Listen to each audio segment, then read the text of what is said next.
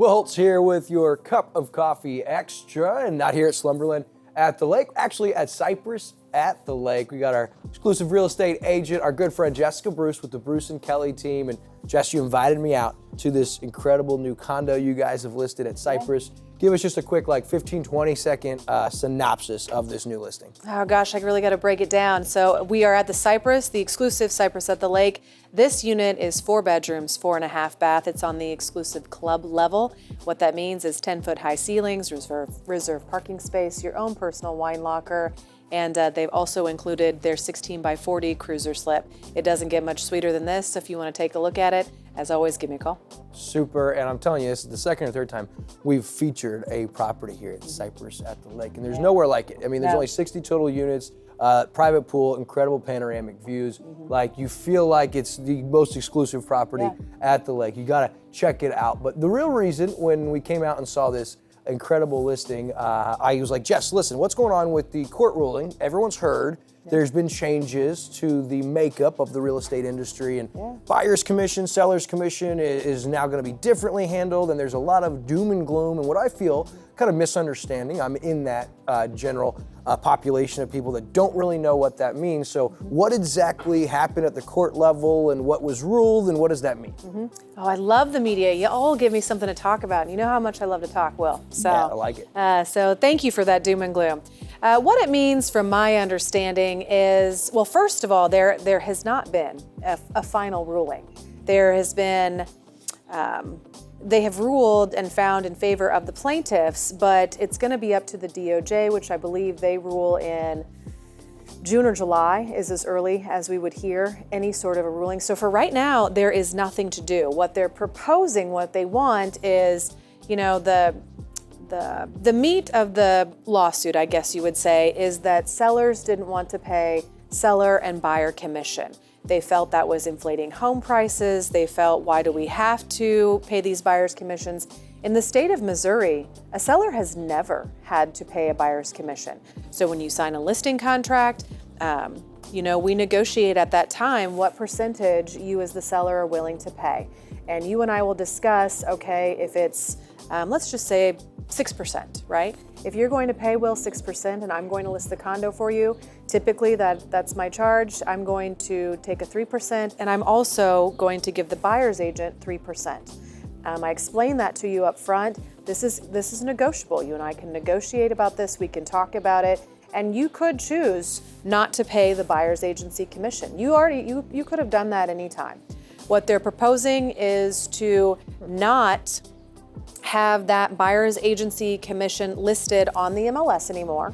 So now it's not disclosed, which to me, now we're not disclosing what we're paying a buyer's agent. That feels like we've taken a step back in time. Yeah, almost like moving backwards and not as transparent. Exactly. Where you like to know. Yeah. I mean, most buyers or sellers kind of understand the way it works, how realtors make their money. And so if this court ruling went a certain way, it would mean it was no longer disclosed on the MLS listing or on the final paperwork on what percentage of the sell price went to the buyer's agent. Correct. What they're proposing is that buyer's agent, again, that commission gets taken off of the MLS listing. And again, why do you want less information? Why do you want less disclosure on that? Why not disclose as we always have? How would the buyer's agent make their money then? Well, so let's get into that. And if this goes down and what's been painted is, oh, now you as a seller, you don't have to pay the buyer's agent commission. Well, I'm gonna shoot you straight. The buyer and the seller, the buyer's always paid for the buyer's agent commission. You as a seller, you want $100 for this property, right? You want $100. And you're going to ask me, what are my fees? What are my closing costs? Well, we're going to talk about what those are. And I'm going to say, if you're paying me a $5 commission, I'm going to split the $5 with me and this buyer's agent. And so when we split it, really, you want $105 then for the property, don't you? Instead of $100. Because you net the 100, tack the additional fees and closing costs onto the asking price. Correct. So really the purchase price of the house covers that. They're just making it seems more complicated and less transparent. They really are. So now they're proposing, again, this is just my opinion, and there has been no ruling, so this is not Bible by any means. Again, they're proposing to make it less transparent and not on the MLS anymore. I've heard the discussion that this is going, you paying the buyer's agent commission has inflated home prices. I'm here to tell you, if you think that any seller now says, oh, I don't have to pay a buyer's agent commission, I'm gonna lower the sales price of my home, you are out of your mind. You are out of your mind. They're absolutely going to pocket it. Right. So in my opinion, if this happens, the main person it hurts the most are your first-time home buyers, are your VA loans, are your USDA loans. Who's going to represent them? Well, there's no cherry on top to represent those first-time homeowners like there was should this court ruling come down. Yes. So you take those, again, first-time home buyers. I'm buying a new home, and I've done my best to save for this down payment, whether it's 5%, 10%, 20%. And now you're telling me that if I want an agent, I've never bought a home before. I probably need an agent. Actually, Sure. I wouldn't say probably, you do need an agent. You don't know how to order inspections. You don't know what the appraisal process and the lending process and what to read on title work is.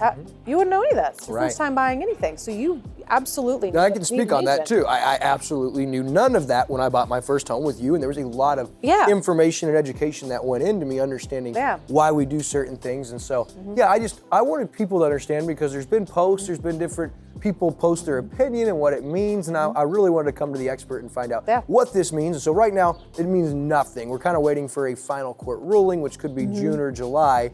And so do you see this impacting immediately, or maybe even long-term? Do you see this impacting directly the Lake of the Ozarks real estate market? It probably will not impact the Lake of the Ozarks as much as it will other areas. And for reasons that I just talked about, it's going to impact quite a little bit the first-time home buyer via USDA if it rolls that way, because now you have to come up with a down payment and add some portion to pay a buyer's agent on top of it.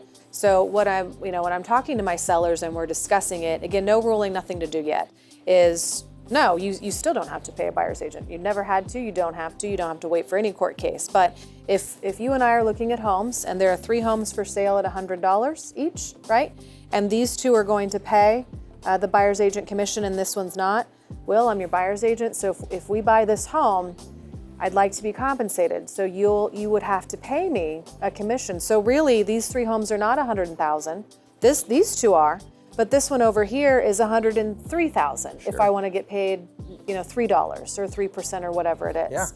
Yeah. So you as a seller, by not paying this, I know it sounds great, I don't have to pay a buyer's agent commission. Well, you're not competing with other listings. Not a level playing field anymore. There's reasons for buyers and sellers agents to stay away from your listing. Correct.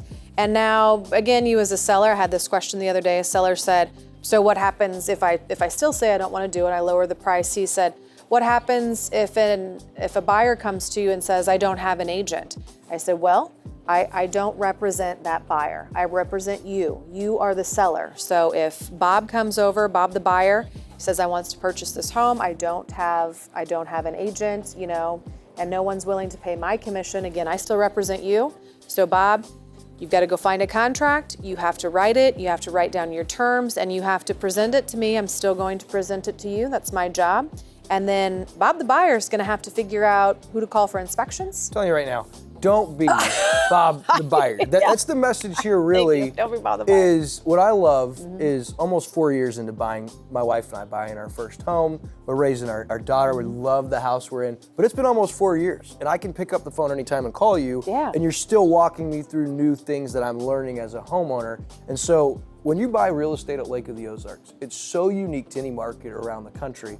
Especially you first-time homeowners or your first-time discoverers or just landing on Lake of the Ozarks, it's so crucial that you find the right real estate agent, as we're talking about, who talks to you about not just these things, but coding for your dock with Ameren, setbacks, things that planning and zoning have implemented in different counties down here. There is so many intricacies that go into being a lake homeowner. And so the first step is partnering with the right real estate agent.